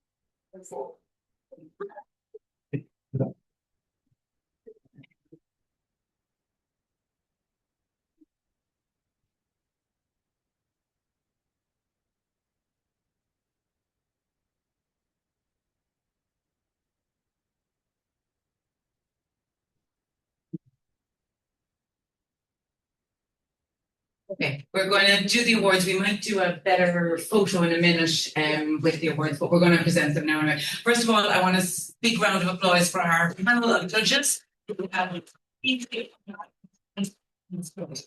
So the first award is our best pitch. So I'm going to ask Carolina and Maria from PMP and Maria from Funding Box, and we're going to present this award to, drumroll, Ruslana from Technovation.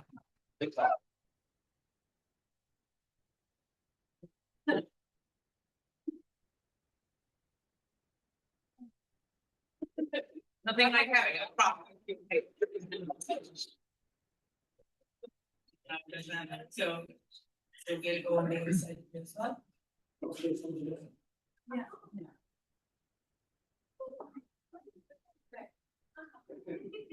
All right. And there's another one here. A better one afterwards in better lighting. So if you want to look over there's that baby.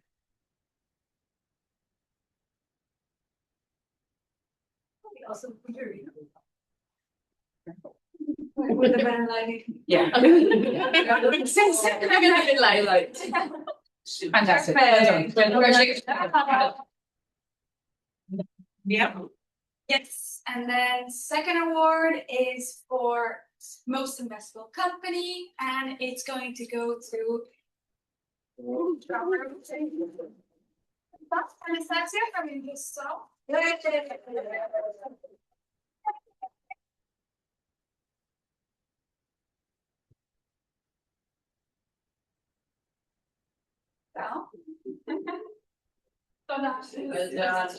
done. Girl power, 2 awards and all that. I suppose Seeds of Bravery. Definitely fair. Coffee or die.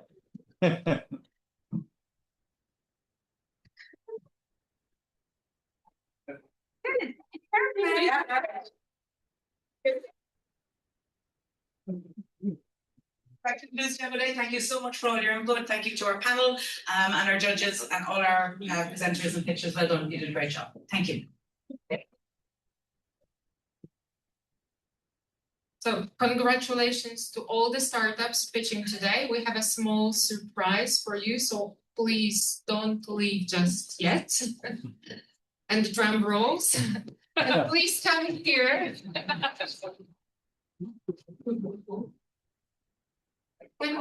Can we ask all the startups? Yeah, pitching startups to come here.